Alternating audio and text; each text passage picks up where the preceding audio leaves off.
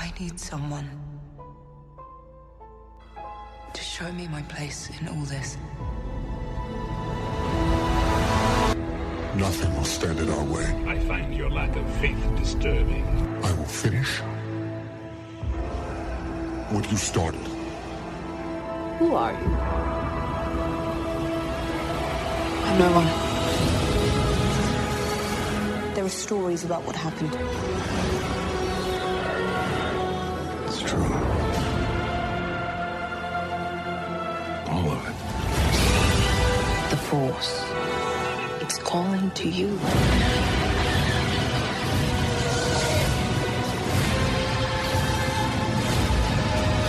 May the Force be with us. My nerd world. Just let it in. Ojaba. Why does she get a blaster and I don't? Ojaba. Episode number 97 of the My Nerd World Star Wars podcast. I'm your host, Jon Justice. How you doing? As we come to you from a galaxy far, far away known as my office. On the show today, we have a lot to talk about, and maybe, just maybe, I'll get to a shot-by-shot commentary on the Last Jedi full trailer. We should be getting, by the way, the Japanese, the international trailer very soon. And if, again, Rogue One and The Force Awakens, if we're following that pattern, that trailer should be drastically different. I actually liked the international trailer that came out about 2 weeks after the full trailer for The Force Awakens more than I did the full trailer for The Force Awakens. But then again, you know, I say that as it was newer and had different footage, right?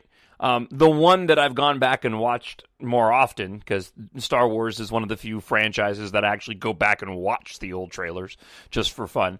I go back and watch that full trailer more often than I do the international one. But I remember that the international one just had a lot more meat to it. And I expect that in that international trailer, we're probably going to see the character Rose, played by Kelly Marie Tran. We're probably going to see Canto Bight, the Casino Planet. I believe the reason why we didn't, because that's a big chunk of the movie from what we know. And this is Cantonia is the planet, the Casino Planet that we know that Finn and Rose travel to, where they meet up with the Benicio del Toro character. Takes place probably somewhere towards the first half, middle part of the movie, and we'll talk a bit about the timeline of events on the show today.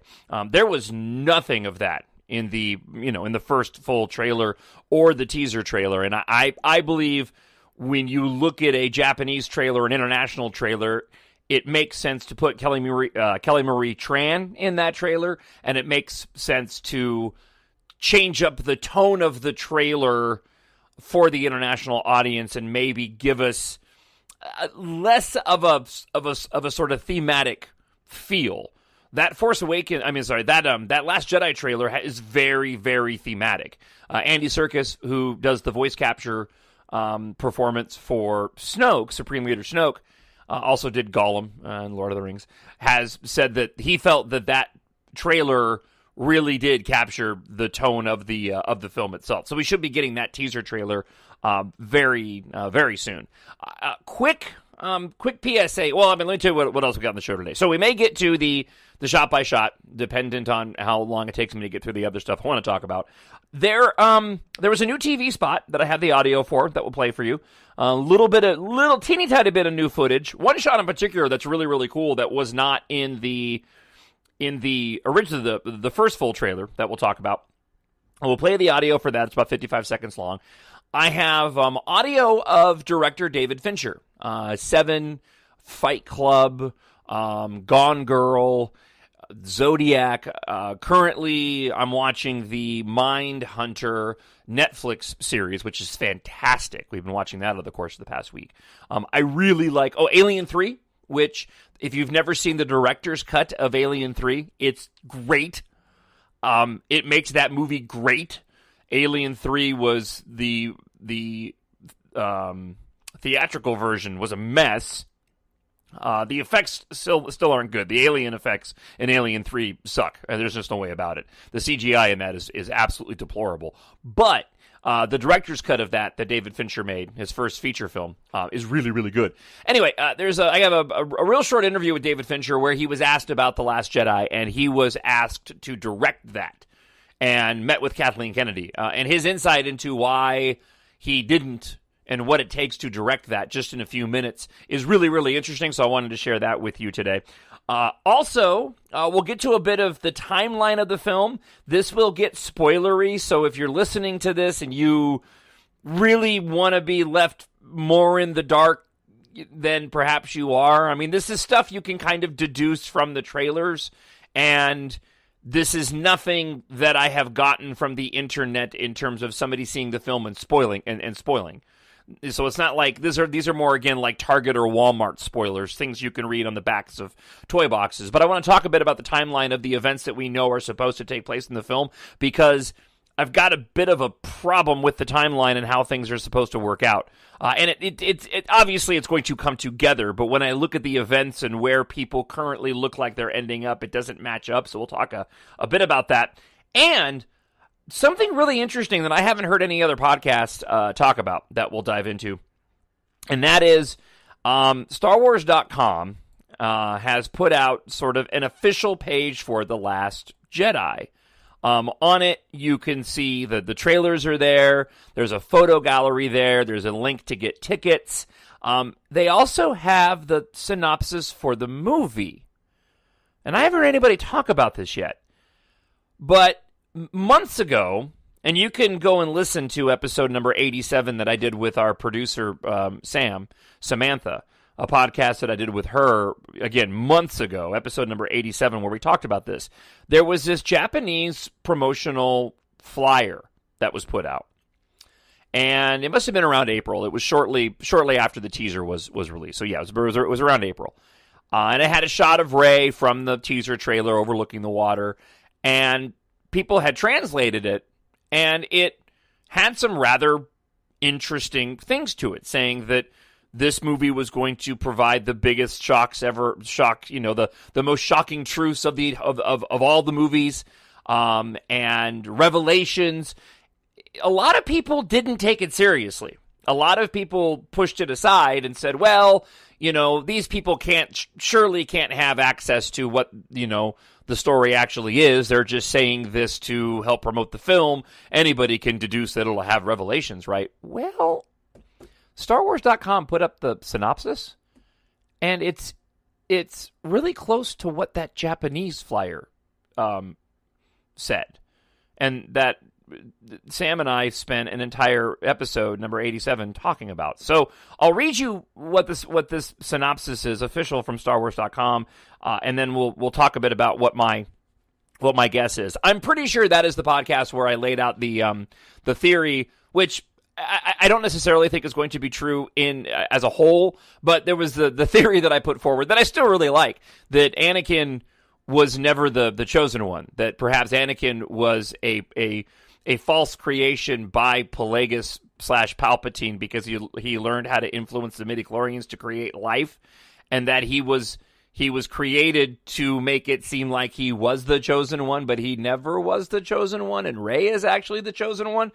I think what we are going to get is something along those lines, but not so on the nose to take away, or not on the nose isn't the right word, but not so much to take away all of the meaning of Darth Vader being the chosen one and the redemption at the end of Return of the Jedi, which I got into a really bizarre argument with Melinda about the other night, because she was talking about Vader being redeemed at the end of Return of the Jedi, and how she had a difficult time with that because of his past. And I was like, well, he was redeemed.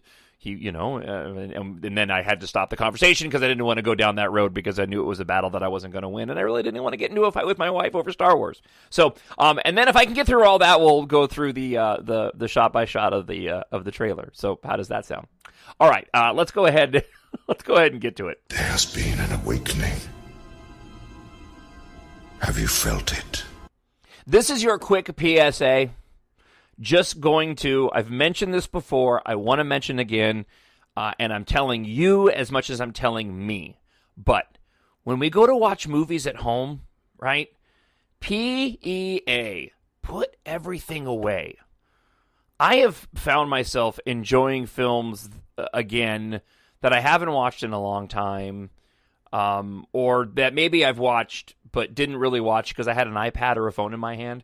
And I've really been treating my movie watching here at home in the same sort of way that you do when you go to the theater, where you just put your phone away. And I find myself now getting frustrated if I pick up my phone and I'm missing scenes, because, these were shot and these were created to be watched, not to be watched and watched. It's one thing to be working in my office and toss in a movie that I've seen a gazillion times and have it on in the background. That's different. But if you're going to sit down and watch a movie to watch a movie, then watch the movie. I find so much more pleasure in it.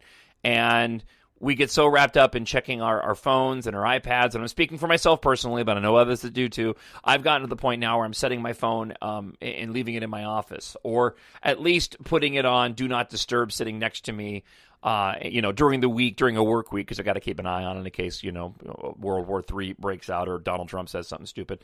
And I'll check it. But just, again, that's just your PSA. Just, PAE. Put everything away and just watch. Just do it. I did it the other day with The Force Awakens, because usually when The Force Awakens is on, I'll hop on my iPad and I'll, look around and all that. And I don't think I'd sat down and just watched it in a while. And man, it was just such an enjoyable experience again.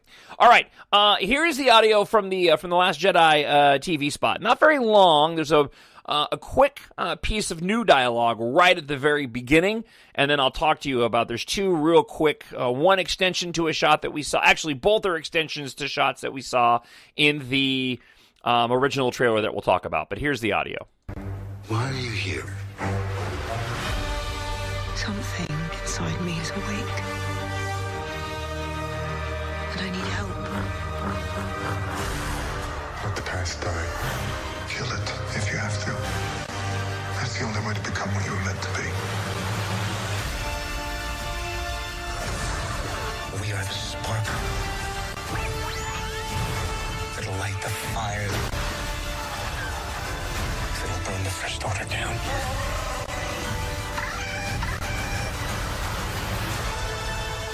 Fulfill your destiny. Star Wars: The Last Jedi, in theaters December 15th. This film contains scenes that may be too intense for younger viewers. Tickets available now. So, in the very beginning, you get this. Why are you here? Why are you here? I find, and again, we're just going to read into it, because that's what we do on the show. I do find it interesting that he does the "why are you here," and then the dialogue in the trailer, at least, is followed up by, something inside of me has, Something inside me has always been there. But now it's awake. And I need help. I need someone to show me my place in all this. Okay, so in The Force Awakens, she was sent there. I mean, it's in the opening crawl. The whole point was that she was supposed to go to, and I'm just going to go with Octo, even though it's her to pronounce different names. She was supposed to go to Octo to get Luke to join the Resistance. It's in the opening crawl. Lor Santeca, in the opening words of The Force Awakens, this will help make things right. Without the Jedi, there can be no balance. She's going to get Luke to try to bring him to the Resistance, okay? But there's also this motivation of Rey having this awakening inside of her. She's going on the hero's journey and has embraced it. I wonder if the training part of Rey in convincing Luke happens because Luke doesn't want to go get involved. Luke wants to stay out of it. He doesn't believe that this is the right thing to do. He tried to start the new Jedi Order with the new Jedi Temple, and then he screwed up with Kylo, and he burned it all down and messed it all up, right? So he doesn't want to get involved. So that's how Rey convinces him to train her. Okay, dude, fine, old man. You don't want to go and do it, then the least you can do is train me, Because if you don't train me, I'm going to go find somebody else to train me. So why don't you train me, and I'll go back to the Resistance, and I'll see if I can't go and help him out.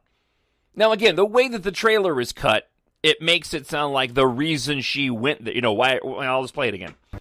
Why are you here? Something inside me is awake. And I need help. Let the past die. So, something inside me is awake and I need help. I mean, so that makes it sound like that's why she went there. But it really isn't the reason why she went there. She went there to grab Luke to bring him along to help in the Resistance. But he's not going to want to do that, and so he ends up training Rey. Again, just a little fun speculation. Now, the two shots in the trailer, and if you get a chance, just go to YouTube and just plug in Star Wars: The Last Jedi TV Spot 1, which is what it is, and there'll be a ton of TV spots. As soon as we get that Japanese international trailer, we're going to be inundated with TV spots. But there's one little extension shot of the fight on one of the First Order ships, which I believe is Snoke's Supremacy, most likely, between Finn and Captain Phasma. And there's one little extension to what we saw in the trailer where the camera just gets a focus on Finn. Okay, not a huge deal. The other one is not a huge deal, but it is really cool. There is an extension to the shot of the Falcon flying through the cave. Okay?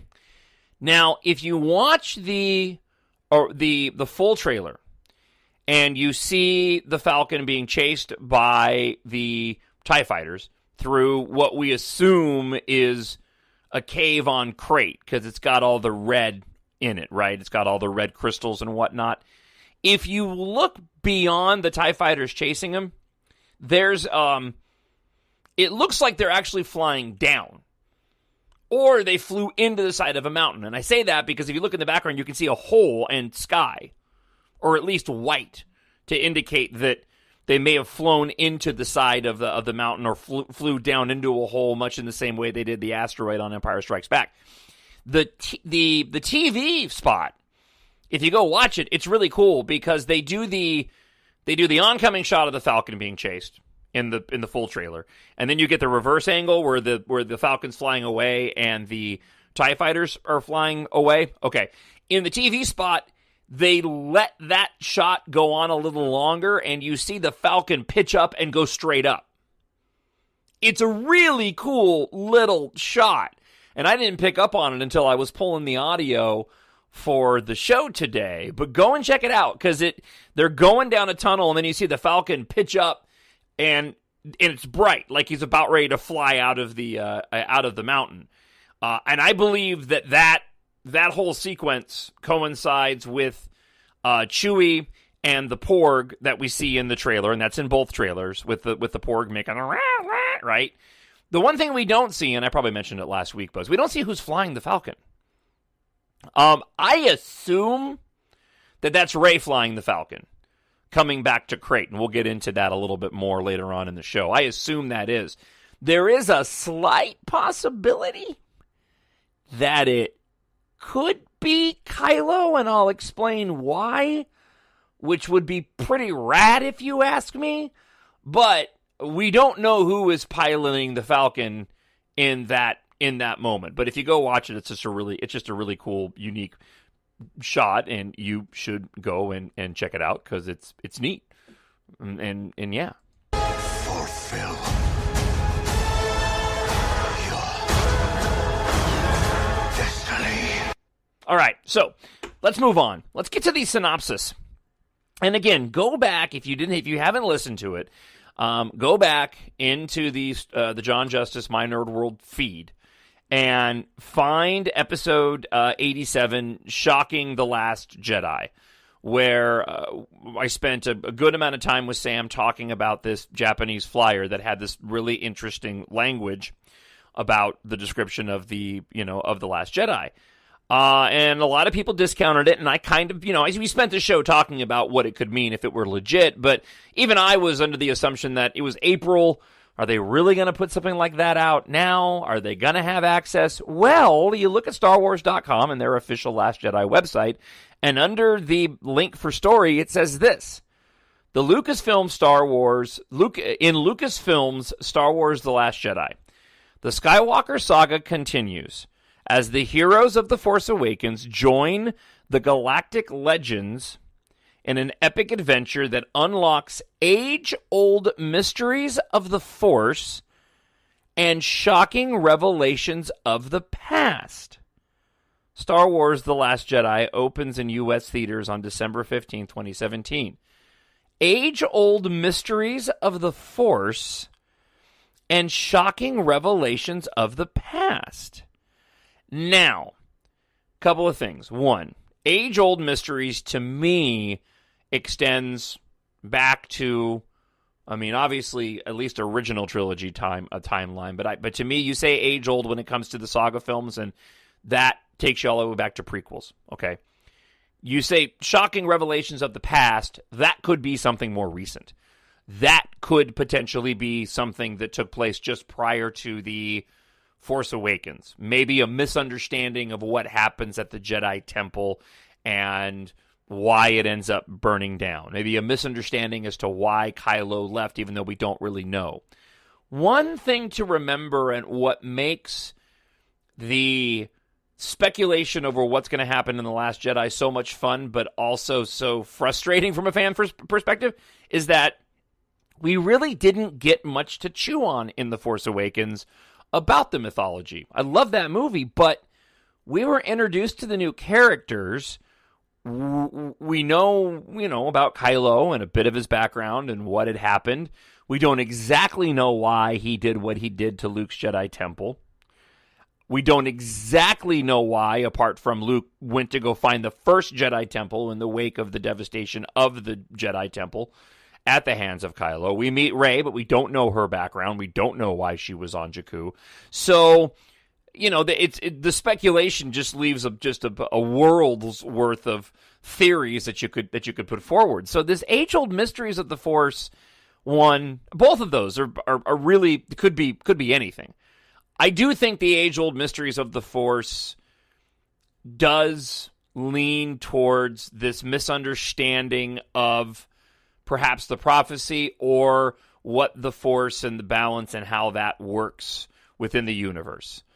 And again, that's going back to the Jedi Order got it wrong. The Jedi Order didn't strike the balance it needed to when it went too far to one side.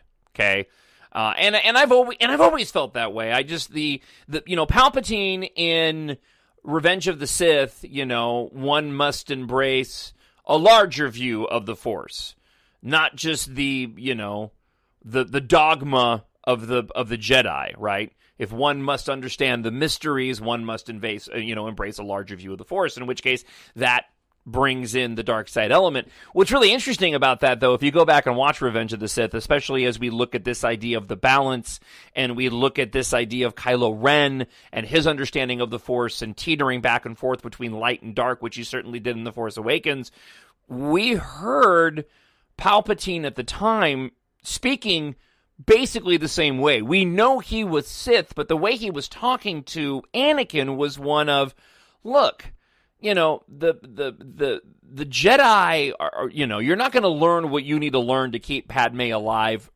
from the Jedi. They're not going to teach you everything. You want to know all of it, you have to learn all of it. One must know about the dark side and the light side. And you wonder if that's what Luke ends up finding out. You wonder if that's what Luke ends up finding out with Kylo. So let me try to simplify it, because it's getting kind of convoluted. Okay, so what if the Force and the people that tap into it to utilize it, what if it doesn't work if you just embrace one side? The Sith only deal in absolutes. Jedi didn't train Padawans in any way, shape, or form in the dark side.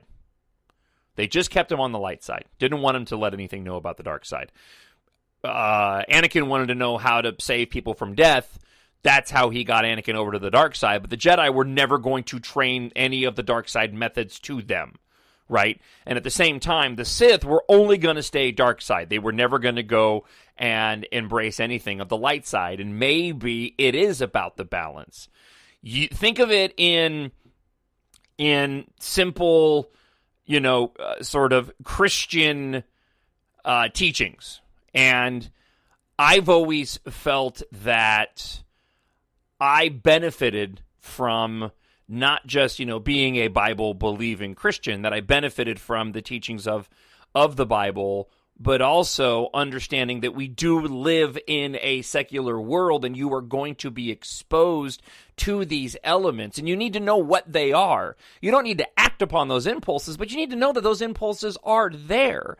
And I've seen too many times when people and families in church and parents with their children, they can decide how they're going to raise their kids on their own, but they keep them so sheltered from the outside world that when they get out into it on their own, when they get older, they don't know how to understand it. They don't know how to deal with it. It's really hard. And I wonder if that's where we're going, and that these age-old mysteries is that, you can't just teach one side. You need to be personally responsible for how you deal with the Force. But the truth of the matter is, if you go one way or the other, that's where everything gets thrown off. And that's where maybe they found out Luke didn't want to teach anything of the dark side. Kylo knew that he was never going to be as powerful as Darth Vader unless he was going to learn both sides for whatever reason. And maybe that was one of the things that brought about his destruction of the Jedi Temple. Again, I'm just sort of riffing here, but I've always felt that that Luke finds out the Jedi got it wrong. And Luke finds out that one of the big reasons that he screwed up in trying to train the New Order is that he was trying to continue down the path of what the Jedi were trying to do, but he realized in his failure, and once he found the first Jedi Temple and got more knowledge of the Force, that was not the route you needed to go. That also provides a pathway to Kylo Ren's redemption.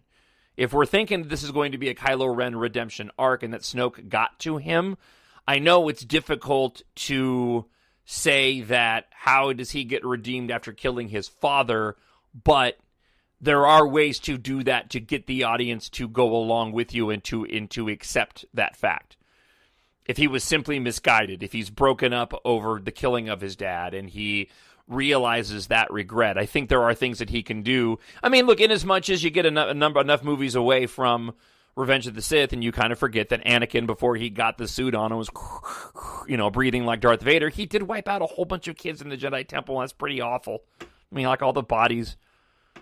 If into the security archives you go, only pain will you find. I mean, he murdered a bunch of children, and yet he died at the end of Return of the Jedi. But we were all, oh, hey, great, old crusty Anakin, and yay, his son forgave him. But then who knows if Luke ever actually found out whether or not Vader had done that. And then shocking revelations of the past. Again, that could be anything at this point, right?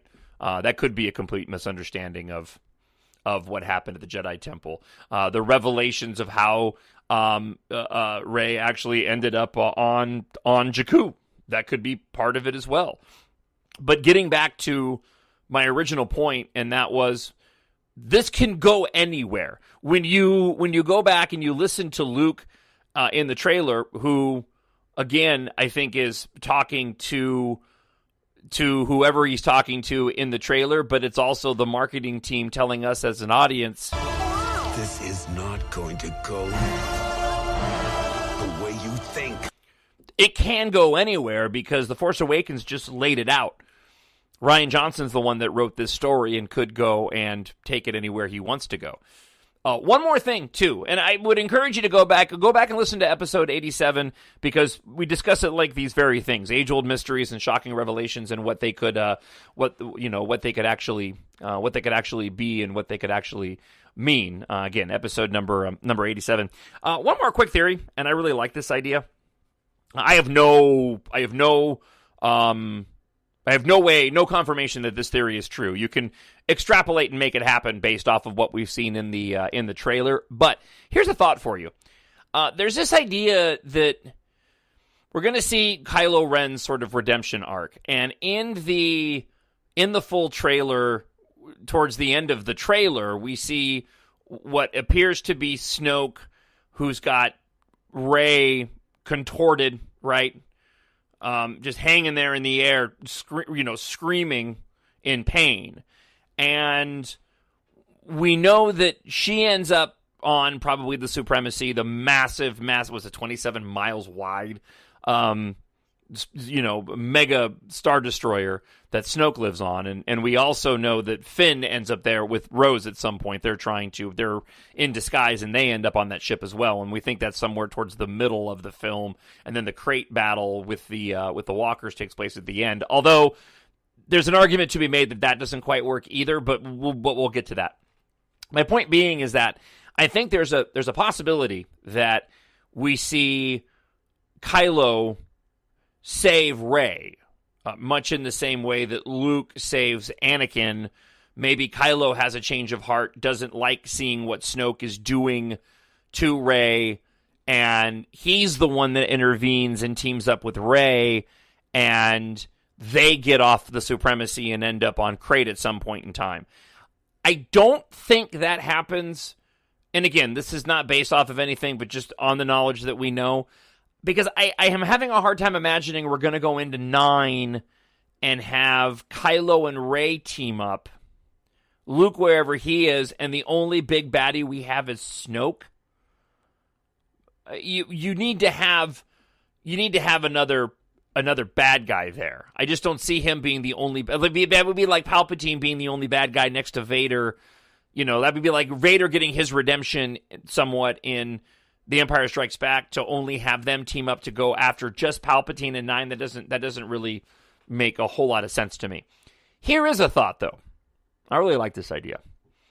What if it is about this balance, right? And what if Luke decides he's going to train Rey, but he's going to train her on both sides? He's going to teach her about the dark side, but he's going to say, but you got to, adhere to the light, but you need to know about the dark side. We know in the novelization of The Force Awakens that when she fights Kylo at the end, when she finally gets the upper hand after tapping into the Force, she's struggling with the light and dark side. She says she can feel the dark side pulling to her.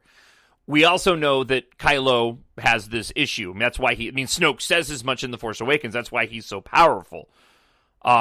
And he's talking to the Vader mask like a crazy person, saying, show me again, the power of the dark side, and then, right, and I will finish what you've started, wiping out the Jedi. That's what he wants to finish doing with Snoke. But we know he feels it again, the pull to the light. What if Rey gets pulled to the dark side? What if, for the sake of argument, Snoke lays out a compelling argument himself that we can stop all of this from happening in the galaxy. We can stop this war between the First Order and the Resistance. You team up with me, and together we'll have peace, right? This is a theme that's occurred.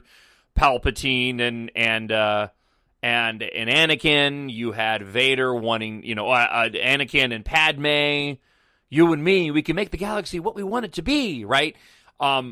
It's happened in the other two trilogies. It makes sense that it would happen in this one. Well, what if Rey decides, all right, fine. Luke's been doing his job, but Mr. Old Man's been reluctant. I'll go with the other old guy because he's got more power, more skin in this than anybody else, and if I go here with him, I can stop all this from happening. What if doing that while Kylo is leaning back towards the light side causes him to team up with Luke to have to go and bring Rey back? Now, I don't know, you say, is Disney brave enough to do that? And it probably has nothing to do with that, right? That would be a pretty bold thing to do, but think about that. Rey ends up going towards the dark side, and then in 9, you have Kylo Skywalker, you have Luke, you have Ben Solo, Ben Skywalker now teaming up with Luke. The dynamic between those two, which isn't going to be easy, seeing that Kylo destroyed the Jedi Temple, but they also know that they need to go and bring Rey back. That, to me, sets up a really, really interesting scenario. Again, it would take a lot to get there, but for all this talk of Luke being dark and being a bad guy, and that's been discussed at length a lot the past couple of weeks because there's a standee in the movie theaters that's got a light side and a dark side, and you walk through like the middle of it when you walk into the theater or whatever. You could take pictures in the archway, and it's got basically like poster images, montages on both the left and right, light side, dark side, but Luke's on both. So everybody is making this assumption that why is Luke on the light side and the dark side, and that he's the one that's going to go bad. I don't see that happening. I see Luke maybe not fully engaged in this fight until 9. There's been, I don't want to spend a ton of time on this, but in terms of news items, there was an article that came out, an interview with Rian Johnson, where Rian Johnson was discussing his lack of involvement in 9. He's not going to be doing 9. He says, 8 was his. He wrote it. He directed it. J.J. Abrams is taking over 9. He'll write and direct that on his own with Chris Terrio. They're going to continue my story, but I'm not involved in it. But in that, it gave the impression that Poe and Finn were also on location in Ireland at Skellig Michael, which is the location for Occ 2. The only way, in my opinion, that happens is if we end up, based off what we know so far at least, the only way Finn and Poe end up back on Occ 2 is if they end up back on Occ 2 at the end of the film, because Luke never left.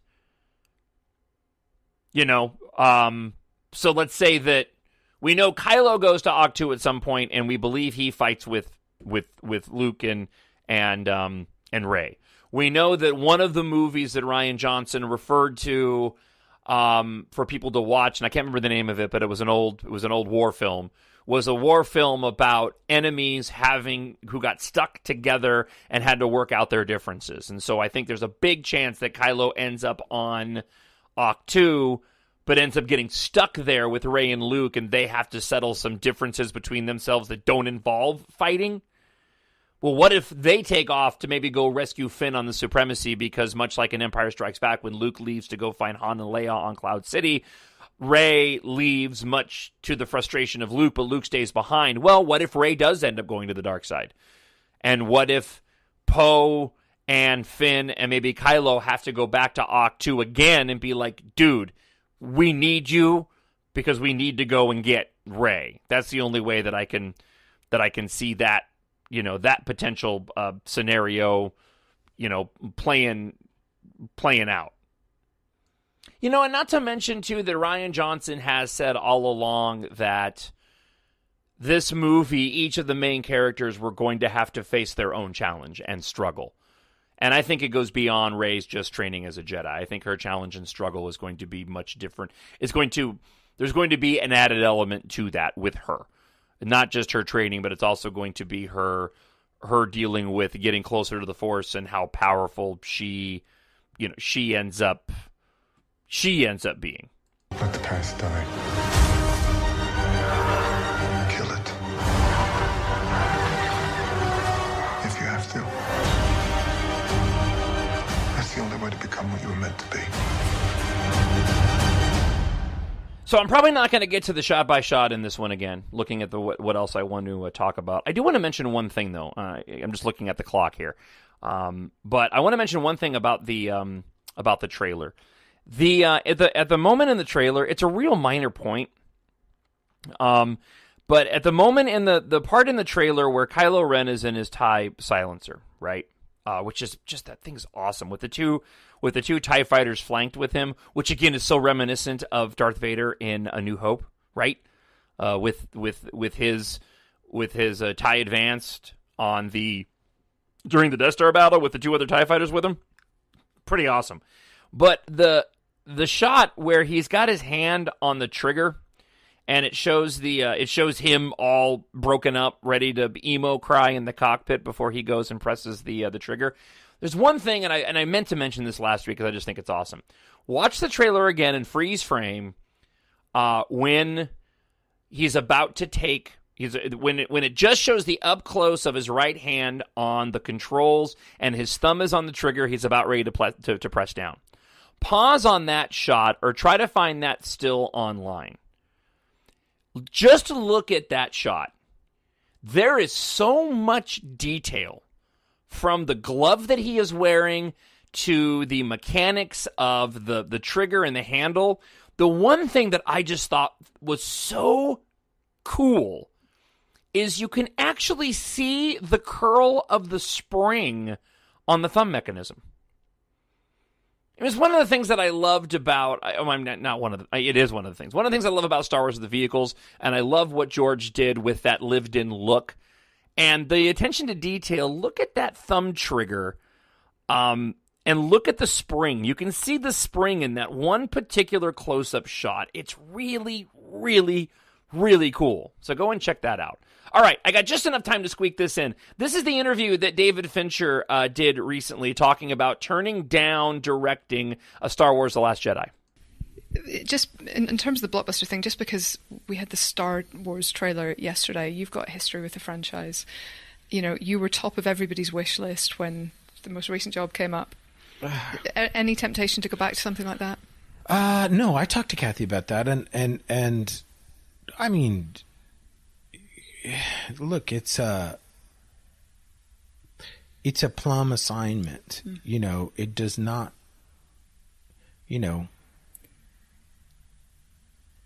I don't know what's worse, being George Lucas on the set of the first one where everybody's going, Alderaan, what the hell is this? You know, where everyone's making fun of these, weird names. Tatooine, is it Tatooine? Is that how you pronounce that? You know, I'm sure that was an excruciating, you know, year for a third-time director. But I can't imagine the kind of intestinal fortitude one would have to have following up the success of these last two. Is it 2 or 3? Mm-hmm. Yeah. You know, it takes that's a whole other level of, like, you know, one is you have to, you know, you're going to have to endure the withering abuse of Harrison Ford and Carrie Fisher, and the other one is you have to live up to, you know, a billion or $1.5 billion, and that becomes its own kind of pressure. I think Kirshner had the good job. You know, he had a pretty great script, and he had the middle story. He didn't have to worry about. He didn't have to worry about where it started, and he didn't have to worry about where it ended, because there was no expectation that this was all. And he had the great reveal. Yeah. And so I think it's tricky to. That would be you'd have to really clear your head, I think. Yeah. You'd have to really be sure this is what you wanted to do, because either way, it's 2 years of your life, 14 hours a day, 7 days a week. There's no getting around it. Definitely. And it looks like you've got your hands full in the near future with this anyway. Yeah, with a lot of things. You know, especially when you consider Fincher, thank you so much. You consider how he's one of the most detail-oriented directors ever. I watched the making of Zodiac the other day, and it's unbelievable the attention to detail that dude gives. He'd make an amazing Star Wars movie, but I just thought it was fascinating that here you got this guy, incredibly talented, who's done some very, very intense, detailed, articulate, for lack of a better word, movies with attention to detail, and yet he looks at something like Star Wars, which is supposed to just be a kid's movie, and says, yeah, you look at those movies making $1 billion and having to live up to that, and that's a special kind of special that somebody is gonna have to be, right? I just thought that was, even for a guy like David Fincher to go, I don't think I want that. I don't think I want that pressure.